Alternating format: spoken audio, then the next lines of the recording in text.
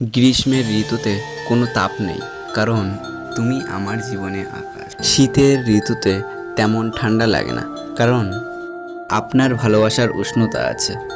বর্ষাকে আগোছালো মনে হয় না, কারণ তুমিই জীবনের ছাতা। আপনি জীবনে ফুলের মতো ফুটছেন বলে শরৎকে একটা অন্ধকার মনে হয় না।